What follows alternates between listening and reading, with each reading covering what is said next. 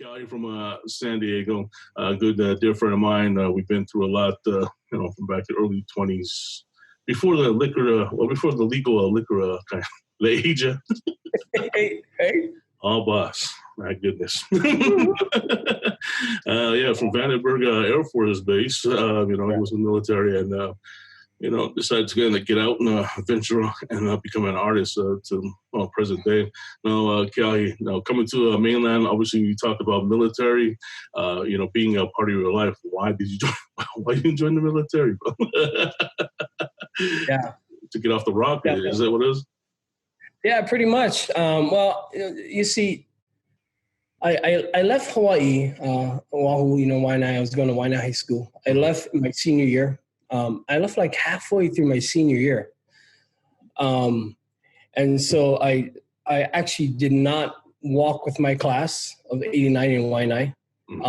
Halfway through, I went to California to live with an uncle. And so I ended up graduating up there in California. And but my class is still like my Northern class. California? Yeah, Northern California or Southern California? Yeah, Northern California in Fremont. Oh, Fremont. Yeah. Irvington High School is where my actual diploma is from. But Waianae 89, that's still my home, and everybody's still, my whole class is still accept me. You know what I mean? I wrote the graduation the graduation song for graduation in 89, and then I didn't get to sing it with them. Wow, well, that's cool, man. Yeah, so. Came to California. After I graduated, I was going to move to San Francisco with some friends. I was dancing hula with the men of Kaia'ulu. We were a small little group from Navaia Ha'upuna, which is Brian Ocello, Thaddeus Wilson in Hawaii. They were dominating the Merry Monarchs back in the 90s, and so we were like an offshoot of them. And then drove by I saw like the Navy recruiter sign. It's like, all right, let me go check this out, right? So actually, I'm sorry. I saw the Air Force recruiter. I was like, okay, let me go check him out. So I go inside and he wasn't there. The Navy recruiter was there, right? She's like, hey man, why don't you come over here? Come check out the Navy, right? Take a test, right? And so the guy, he was all in his civilian clothes, is one of the recruiters, right? So I was like, all right. So I'm sitting down taking the test and stuff like that. Then his buddy walks in, and he had the whites, the Popeye uniform. Right? Yeah, Popeye uniform, okay. And I saw those big white bell bottoms and everything. I was like, oh, hell no, I ain't wearing that, right? I got up. The guy's like, where you going? I said, bro, I'm not wearing that. I'm sorry. I'm out of here. And the Air Force guy came in. He's like, hey, man, go over here. Let's do this, So took the test. I was in, and then shoot, that's when we met, right? At Vandenberg. Right. So that was your first base? That was your first base? That was my first base. And then I don't know how I met your dad. I think I had to go to Transportation Squadron and get a truck or something like that. Okay. Then I saw Master Sergeant Nihipali. I was like, oh, okay, how are you? Wow. Yeah. And then he was then. He invited us. He's like, hey, why don't you come over my house? I have a son, Come over. So that's when me and Matt came over, right? Right. I was like, oh, what's up? What's up? So that was it, bro. Yeah, man. Now, from the military, and then you only stayed in short, right? Or did you finish up your? I did 20. You did 20? Wow, yeah, I did 20. Fly, bro. Oh my goodness. All at Vandenberg. Vandenberg. I went from there to Washington, to Alaska, Germany, and then went to Warsaw. Did some stints in the desert. Came back and retired out of Colorado, the Air Force Academy, Colorado Springs. Wow. Man, I thought, your whole time over at Vandenberg. For some reason, I don't know why. Well, I guess, I left, came back to Vegas, and, we kind of lost touch. But then, when you get older. Now, being in the military, I know you kind of ventured into wine. For us, what kind of small guy, we like wine, and now you're in that business. You know, into growing grapes. Is that what it is? Or you just signed up? You say, "Hey, I gotta go work in a wine field," or what? So after I retired, man, I wanted to have some fun. I was like, you know what?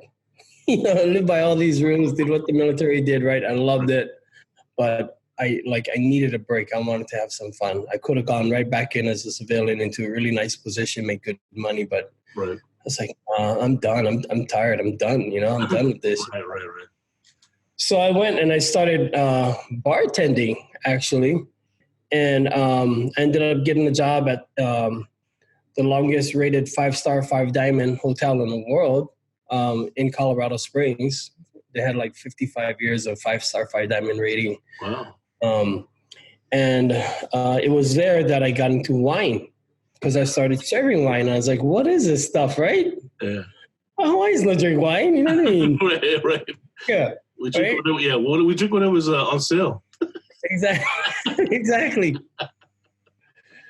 And so I got into wine there, and then one of the guys who was in charge of the wine department, he was a sommelier, right? So a sommelier is a French word for a wine professional, somebody who knows all about wine from different wine regions. What grapes grow in France, in Spain, Italy, America. The watering, what's the weather like? The land like. How does that influence the taste of wine, right? Wow. And so I thought it was very interesting, and I got into it. And so next thing you know, I'm studying, and then I became a sommelier as well. And then I was able to, sell tableside wine, tableside stuff like that. Mm-hmm. And so nervous at first, but right. But you look at the person's food or see what they want to eat, and then you find a way to pair the best wine with that food. Mm-hmm. And when you get that pairing, you think your food tastes good now, but when you add a wine that pairs with it, it blows it up. I mean, the flavors just explodes, and vice versa. The wine tastes good, but you put in, the right steak or whatever, right. It changes the flavors. It just explodes in your mouth. You're like, wow, this is crazy. A lot of local people probably think that's kind of bougie, right? Yeah. Oh, this guy, I'm out to market this guy. You're like, no, he's a wine. But you know what, though? So when I moved from Colorado, to Santa Barbara area in California. Guess who I met over there? One of the first winemakers I met. Who's that? Local boy, winemaker in Santa Barbara County. He was working, I forgot what winery he was working for. But he didn't go to college. He didn't go to school to learn to make wine. He came, his palate was crazy, bro. He could blind taste water and tell you where that water came from what company, Avion, Fiji, whatever. Wow. His palate was stupid nuts, right? And so he learned from working on the fields, worked his way all the way up to the top to becoming the lead winemaker with no education at all, just pure talent, pure talent. And then he finally opened up his own winery in Los Angeles. And so I'll give a shout out to brother Mike at Kaena Wines. Kaena Wine. And, so first winemaker, making some amazing wine out there. Wow, local boy. And man, I got to get with him, man. As we get older, I kind of really drink a lot of whiskey and, like back then, a lot of beer. It's more like wine, almost like kind of lost the edge, for drinking, just drink wine, not fun, And it's not drinking a case anymore, but maybe half a bottle of wine be all right, Yeah, definitely, healthy too, right? So now he's in Santa Barbara. You end up back in Santa Barbara, and now for the love of music, you had your CD. It's been out for like 5 years now. 5 years? I want to say 5 years. Something like that. Jeez. Yeah. Jeez. I know there's more projects in that mind of yours, and obviously, with this pandemic, as a musician, it's been a little rough for everybody. Now, for music, you started from back, like everybody, backyard parties or whatever at the house, and people just jamming. You just pick it up by ear, or you just sit down, like just cruise them, or.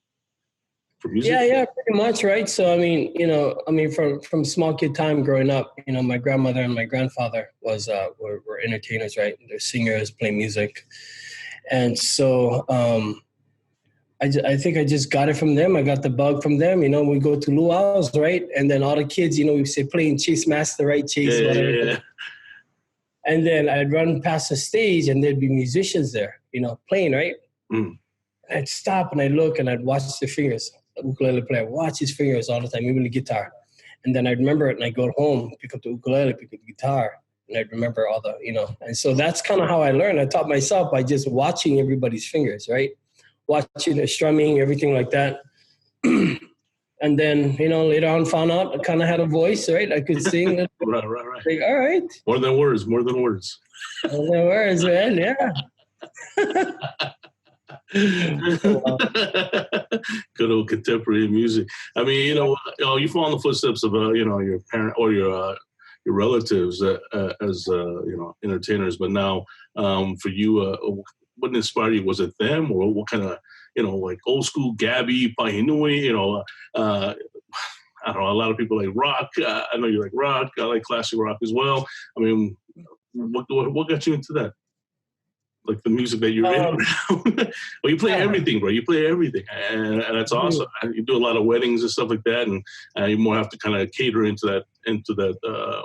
I guess that surroundings, right? Yeah, very much so. I mean, like my biggest influence was my grandmother. She raised me, right from the hospital. Uh-huh. Was there, and she was a singer, but she loved all kind of music, from soul, R&B, jazz, maybe not too much rock, but, I guess that gets stuck in my head. But country, Hawaiian, all that stuff,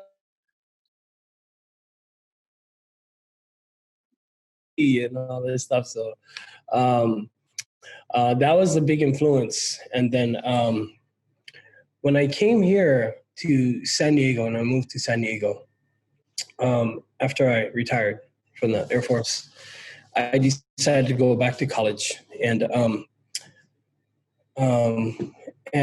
because I knew that I wanted to become let me put it this way. You kind of grow up thinking that, you're not supposed to be a musician because musicians don't make money, right? You're supposed to be doctor, lawyer, dentist, whatever, all that stuff, right? Right. And so, you're kind of told that, hey, you can't raise a family, you can't make a living off of being a musician. And so I always stuffed that below. Until after a while, I was like, man, I do not want to wake up one day and like take a look back at my life and be like, what could have happened if I went, what could have happened? What could, am I going to, and I was like, screw it. And I made a decision and I talked to my wife. I was like, look, I'm going to go for this. I'm going to push everything else on the side. Here's what I'm going to do. I don't have a website. I don't know nothing about advertising, marketing. I don't know nothing about, doing my own graphics or whatever. So I went to school. Went back to school. I became a web developer. Got my degree in web. I got my degree in graphic design. Then I went and got another degree in advertising. I'm like, okay, I'm ready. Now at least I have the basics, online-wise, how to advertise myself, right? I have a good idea. I built my website. So I did that. And I dropped, I stopped working and I didn't have any gigs. Moved out here. I didn't know anybody in San Diego. And I started going online. I started going on Craigslist. I just started looking for all types of anything, right? Any type of gig, wherever. I knew that people won't hire me if they don't know me. So I got to get out and I got to do whatever I can and get exposure. I don't care if it's for free. I don't care if it's for $5. I didn't care, right? I had to get my music out. And so for 4 or 5 months straight, 7 days a week, 12, 15-hour days, I would advertise on Craigslist from San Diego all the way up to Napa. I would on my Facebook, my Twitter, whatever, everything, searching for gigs, asking them, hey, would you guys want some music? Any pay, whatever. I get a lot of no's because they didn't know me.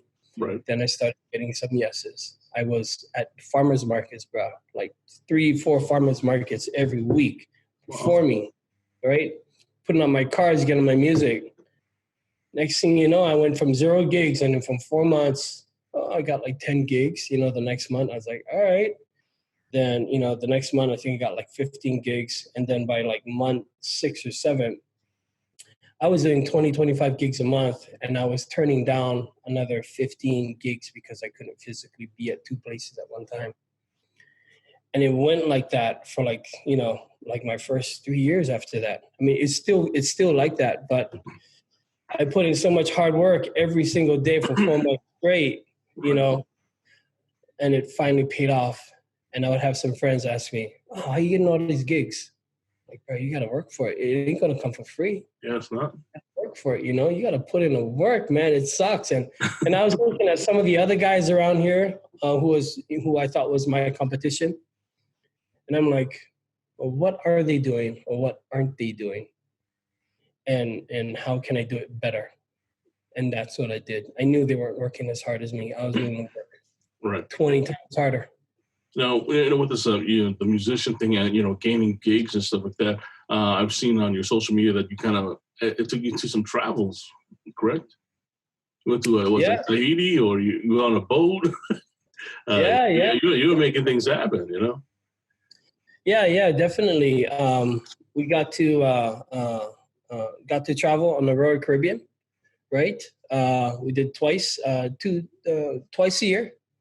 We started doing that. That was a huge gig, right? I took my brother Anthony with me, and we started.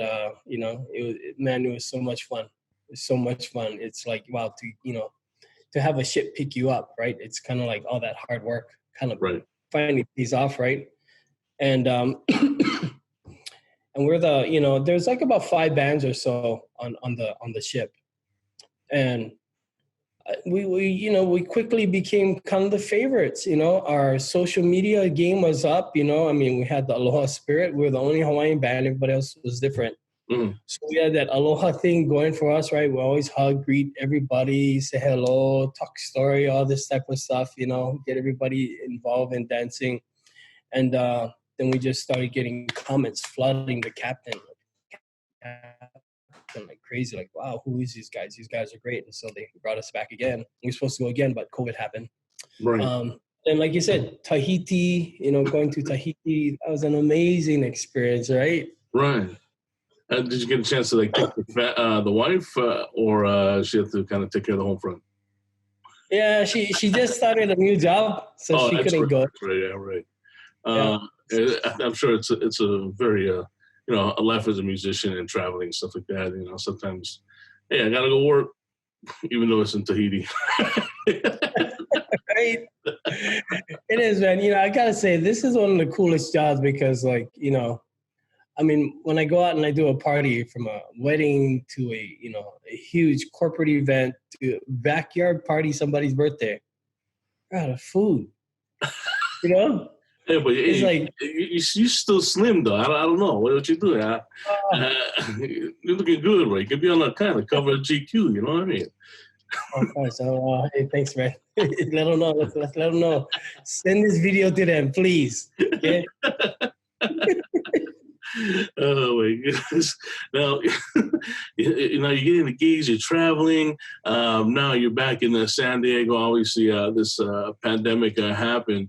As a musician, I mean, how'd your life take a toll? You know, all of us stopped working. We couldn't do anything.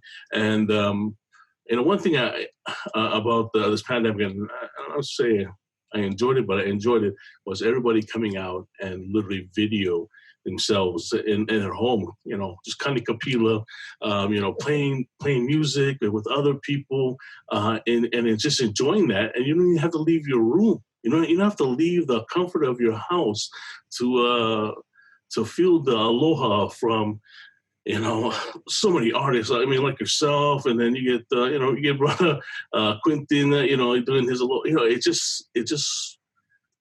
I don't know how to, what the words I'm trying to get is that it's all over, just Hawaii, California, you know, Washington. People are just picking up the airwaves and just jamming, bro. You know what I mean? Yeah, we've never seen this before, right? Yeah. we've never seen this before. I mean, wow, we started seeing all these guys just coming out of the woodwork. Said, oh, who's this guy? Who's this guy? Oh, these guys are jamming and stuff like that, right? So it's been an amazing experience to see that, Yeah. And then with you, obviously, gigging, but yet you took on a new path of trying to create what is the almost like the tip jar or the virtual tip jar kind of thing, correct? Yeah. So of course, when COVID hit, entertainers like me, we lost everything, and like all my corporate gigs, all my wedding gigs, everybody, I put down all these deposits, and now they want it back. Right. And some of those deposits already spent on equipment or upgrades or this or that, stuff like that. Okay, I have enough money to give them all back, but it sucks giving them back all that money. Right. I'm talking thousands of dollars, that I had to give back, right? So it kind of hurt, when that happened. So yeah, what did everybody do? They started going to Facebook and going live. Mm-hmm. Started, which was great. They started putting up their PayPal.me, their Venmo, their Cash App. I was like, all right, cool. Let's try this out. So I did it as well. But what I noticed was that, me and Braddah Keahi lately, right? We just went live, and we went during a kind of weird hour of day. We, at least in California time, we were on at 12 o'clock PST. And so I think it was what was it, 9 o'clock back home in Hawaii, something like that, 3 hours ahead, East Coast, whatever. And so we weren't expecting much. It was like we just announced it the day before that we're going to go on live. So we didn't do, no planning. It was just, let's just try it. So in those 2 hours, we got 2.1 thousand views, which was pretty high, because typically, at least watching some other friends and stuff, the average was around 300 to maybe 500-600 views in a time, and we got a huge amount. And I think it was because of the time frame. To tell the truth, like nobody else was on except us. Mm-hmm. And so it kind of worked to our advantage. Okay, stop it. And so let me put this thing on silent. Sorry, but what I noticed was that out of those 2.1 thousand viewers in those 2 hours, we only had 15 people who tipped. Okay. Uh-huh. Now, granted, they tipped us pretty well, but I was like, 2.1 thousand views, 15 people tipped. That's horrible.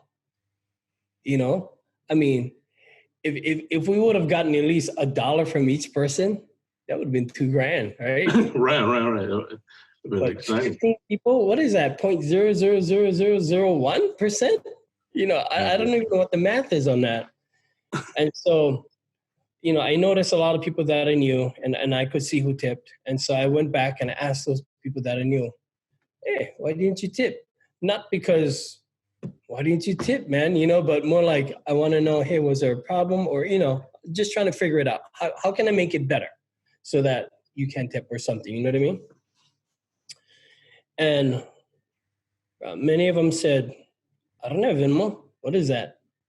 What the heck is PayPal me? I don't use that stuff. Right. Like, I want to tip you, but I don't know what that is, And so, so I was like, okay. So I asked I went to a whole bunch of musicians that I knew, and I said, what's your tip structure like? I mean, with your viewers to tippers, what's the ratio? And they're like, yeah, it's horrible. I talked to this one girl that I just met, and she's from New York, a young girl. Huh. And, she's like 22, 23 years old. Beautiful music. I saw her on Facebook and somewhere. And so we started talking. I got her on this website. And she's like, Keahi, I played for 2 hours and not one person tipped me. Wow. And I was like, and her music is beautiful. I love her music. All original she's been doing. Great. 2 hours of original. I was like, wow. And so So I decided to create this website called watchmygig.com. Mhm. Watchmygig.com, right? And so basically what that allows you to do as a creator, not just a musician, but a creator in general. If you do painting, if you do, if you teach Zumba, if you teach lifting weights, if you teach sports, if you teach cooking, if you teach sewing, it doesn't matter, whatever you create. You can go live on watchmygig.com via Facebook and YouTube, and you insert your link, you're live on watchmygig.com. And I built a customized tip button that when the customer clicks on it, a little form pops up and they can pay through their bank card, credit or debit card, Google Pay, or Apple Pay right there and then. So it happens, comes up, you fill in your information, you click how much you want to send as a tip, click send tip, pow, the form goes away, and you're still on a gig, right? You're still watching me play the whole time. Now that's very important because if I'm watching you play on Facebook and I want to tip you, now I have to leave Facebook on my phone or wherever, right? Or on my computer. I got to open up another tab or something. And I got to go to Venmo, if I have Venmo, or PayPal me or Cash App and pay you, and I'm missing your gig. So I wanted to make sure that there's no way that I wanted to give the creators every opportunity to have their fans watch them the entire time and enjoy their stuff and be able to give if they wanted to give and not miss a single beat. And so that's what watchmygig.com does. Wow. Now, is it like for like every artist to be Watch My Gig? Do they just hook up to your website and kind of apply as well, and then so forth? Is that the process?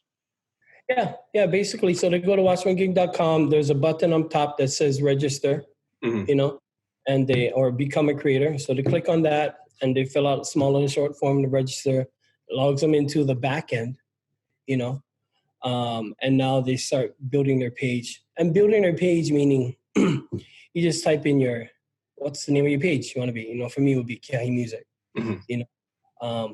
There's a little gig scheduler. Little calendar that pops up. I want to go live on this date at this time to this time. Add. Okay, and now I want to go live on this date at this time to this time. You can add as many times you want in advance, which is really good because then if I like you, now I can know when you're coming live. Right. And there's some other stuff. So you're just filling out text and stuff like that. You add your picture, things like that. And once you click save, it dynamically builds your page. So it's not like you got to sit there and be like a web designer and figure out, okay, how I want to build this. Right. It's already built. Just type in your information and I build it for you. Mm-hmm. So like for me, we did talk about, putting something that for my podcast or show or whatever. But how do I get to, help you and just, as soon as, our website goes up, I would love to add that to, every, schedule your gig and stuff like that, so people know, because, our platform is about music or like you said, any creative, like art, sculpturing, even wine, wine pairing. For, making labels, Yeah. So, I love to kind of, still talk story about that. And as soon as I get my stuff put together, I would love to put that side on and let people know. And then I would love to have a schedule. Like, okay, because sometimes when you jump online, it's like, okay, who's up next? And, okay, get these guys here, or the Outrigger, or whatever resort. And then, I get the Ecolo over here. And then everybody, so I don't know if if they do schedule, the lead on Facebook is more, okay, coming in 15 minutes or 20 minutes or, so forth. This is what's happening. And maybe that's their sort of a promo for the day, but yet I would like to know, like, probably 2-3 days out, like, okay, you know what, I'm going to have to make plans around this because I don't really want to miss this. And, oh man, I'm all for it, man. Especially for the musicians. For myself, I get the easy job of just pushing the button and just say push play. I appreciate you you doing this and the willingness to to help me out, watch my gig, and vice versa too. You Right. put out your stuff on Watch My Gig, make you a sponsor type Yeah. of thing, so that everybody can see your stuff. Yeah. And Yeah, I just want to make sure the artists, with the creativity that they get paid, somewhat, yeah, and because it's such hard work when as a musician trying to build your own platform, you're trying to advertise, market yourself, and then you're trying to just literally get after that dollar, so you pay your bills, and now you right. come across this, Watch My Gig, and I think it's a great need for artists actually around the world, not necessarily for Hawaiian Yeah, artists, So, but I really love yeah, the scheduling, and literally we can kind of maybe build out, for schedule, 2 days, and I just call them up and then promo them before the 2 days. Hey, check these guys out. You know what I mean? exactly. Just got off the phone with them or the interview, and kind of build it up, and hopefully, in God's hands, everybody gets taken care of and shown the spirit of the law, right? Yeah, definitely. And that's where, you brought up a couple good points. One is the pay, like the pay structure. So the pay structure on watchmygig.com. So what we do is we take 10%, okay, from every tip that you earn, which is a very minute amount um, compared to our close competitors online who are taking 30 to 50% off of your tips once you make a tip. Wow. So 10%, that's less than going out and eating and leaving 20% for the waitress. We're only asking 10%. So it's not like I'm going to be making chunks of change here, Right. and I wanted to keep it as low as possible because I'm a musician. Yes, you are. I know the value of a tip, I know where that money goes. That money goes for gas, that money goes for rent, that money goes for food, that money goes for all expenses, And so I didn't want to take all your tips, you know what I mean? Like 30, 50%. That's crazy, And so I'm like, okay, I have some expenses that I have to pay with this website, I have upgrades, I have hosting fees, I some other do that all out of pocket, Yeah. Well, you're a business, so you are a Yeah, business, and you just want to make sure you take care of your end and not get lost like in every other business and kind of, go bankrupt the first year or the first couple of months. You know what I mean? right. So no, I totally understand. Now, more and more, I kind of grasping the concept of what Watch My Gig is, because after you see all these virtual pay sites, I mean, now you kind of put in perspective. It's like, look, man, you're a local boy, just trying to make it. Also, you're a musician, so you understand what every cent really means, Yeah. and now. Yeah, no, and that's the thing too. Is like you said, you're not making big scripts off of people, but yet just enough to kind of cover costs. So and your time and especially your knowledge. By you, a local boy from Waianae, a web developer. I never saw that one coming, but Right. You've got the passion and the will. You Right. can become anything you want. Right. Right. Anything you want. You just gotta work hard. Work Right. harder than the next guy next to you. You know what I mean? Right. And go for it. Right. But Now, I'd like to mention one more thing. go ahead, bro. I mean, we're gonna put this podcast into probably rotation either maybe Saturday and then kind of let people know, or Sunday.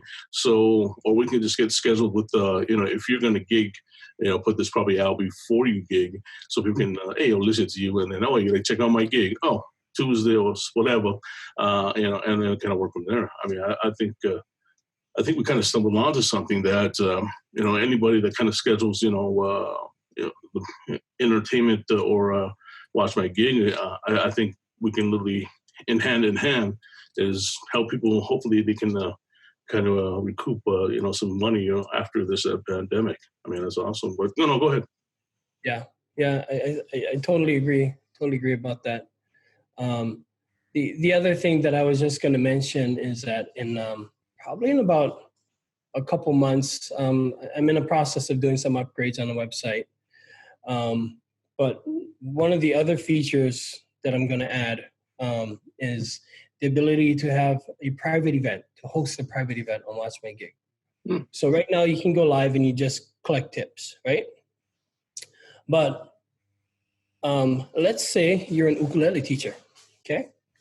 And you go live, you got people coming on, you're teaching them ukulele, but you're teaching them basic stuff. And now you want to take them to the next level, to your medium, to advanced class and stuff like that. So I'm launching a feature that will allow you to host a private event that you can charge your fans for a fee, so that now they can pay to come and take classes online through Watch My Gig, ukulele classes, or maybe you want to host a concert, right? You want to host a concert online and Watch My Gig. People can pay, buy a ticket, have access to your concert. Wow. And the fee structure is still the same. It's only 10%. If you go to Ticketmaster and all these guys, they're charging you some fees. You know what I mean? Right. Yeah. And so it's still the same. Nothing changes. We try to keep it as low as possible. And but that's what we're doing. Just two things: tips, private events. Keep it simple, and hopefully, we want to create this Watch My Gig to be the premier destination for online concerts, for online entertainers, creators, to be able to make money immediately and not have to sell content, such as other sites, right? Where you have to sell content, you have to sell tiered content, right? Ask people for a monthly, donation. And that was one of the things that was really big with me, is that I've got subscriptions to Hulu, to Netflix, to Amazon, to, all my music subscription stuff that I have. I've got so many subscriptions, and I want to support somebody on Patreon or something like that, but I don't have that extra cash now to give you an extra 5 or 10 or 40, 50 bucks a month. Right. But if you, that person on Patreon, come to watchmygig.com, now that person who didn't want to tip you or give you $5 a month, they just might give you 10 or 20 bucks, because now they get to see your content and learn who you are and really enjoy it. And now start following you and give you even more than you just asked for. You know what I mean? And so that was a big thing for me, is that don't put a price on anything. Let people give from their heart. If they can give. You cannot, that's okay. But, right. It's a give and share, you know what I mean? But if I can make you feel beautiful and feel so good, and that's it. That's a ticket right there. You know what I mean? Right. And then all in the comforts of your home, especially I like the educational side, is that literally, paying for a private lesson or, 2-3 other people in this group. And it's more focused on the student and not necessarily, get lost in, a class of 20 or 30, but still in the comfort of your home, you don't have to leave. Right. And you don't have to be that, I gotta, take a shower or whatever. I gotta look good before I go to school. You know what I mean? Right. You just gotta put on a shirt. That's Yeah, it. That's like, bro. Right. So, no, I think we kind of stumbled onto something that where we can compliment each other. More so, I like help out. You know what I mean? And it's always been in me. Just I don't know how this music stuff came about. In radio, and now 20-something years. I never thought of that and stuff like that. But I think with the new artists that are coming out, and they get to learn from veterans like you, how to kind of actually literally manage their time, from the comfort of your home. I think that's awesome, man. So I'd like to thank you and for coming on and sharing a bit of your life and your journey, and obviously the soon to be the future, right? So then you get to hopefully play some music. When you going live, so we can let people know. Right, I know. I think you're busy. You're behind the scenes, busy. Oh wait, I think I'm really doing live, concert too. I know. Probably next week. I don't even know what today is. Oh my gosh.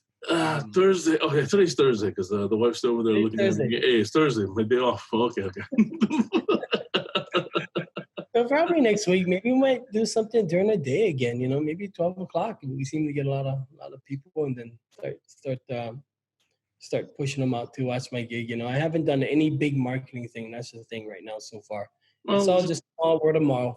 Yeah. We're still switching and still learning, still learning things and kind of putting everything into perspective and kind of moving forward. But when I hope to start going live, straight from the home studio, 24/7. We do have our little button out there, and you can listen to old school Hawaiian, everything. Yeah. Still get plenty of music to kind of put into the system, but yet it's a lot of time.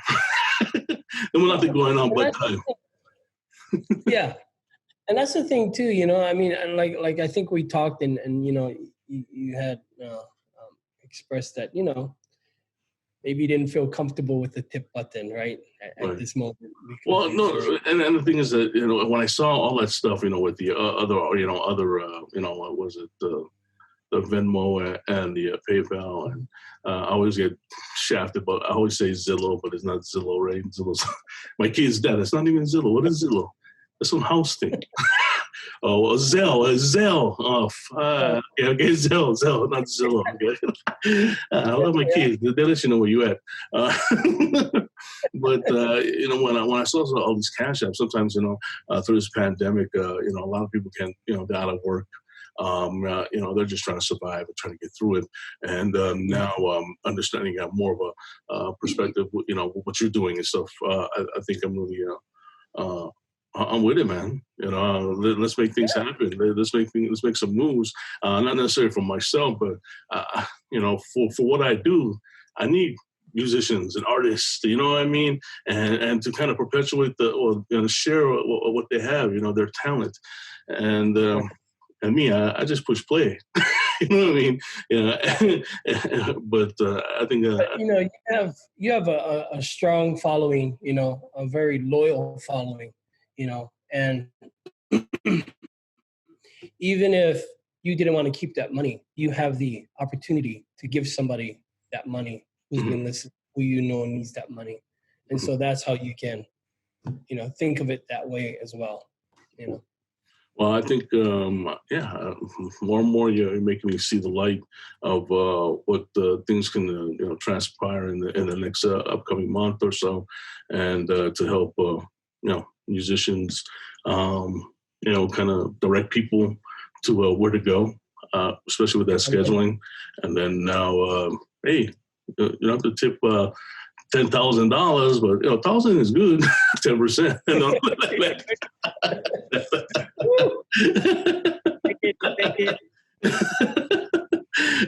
What do you get? Oh yeah, you get free rice spatula or whatever. You know what I mean? Don't worry, we send them. $1,000. We send you on a ukulele sign. I'm gonna be the high end, but I can sign them. Don't worry. Yeah. No, man. I'm down. But I'm sure this is not going to be the last interview we'll be doing. I'm sure we'll be doing a lot more, especially when you take out to the airways and perform live. I can see that. So, but mahalo for joining me today and doing what you're doing. And stay blessed. And I'm gonna be calling you later on, and we'll talk story and see how we can get this put together. Shoots. Thank you, my brother. God bless you. Thank you for bringing me on this. God bless your show. I know it's gonna do really, really good because you're running it, man. So. Well, I still, if I get company like you, I think we get them all together. You know what I mean? All one time. Well, bro, take it easy. Tell the wife happy birthday. Sorry.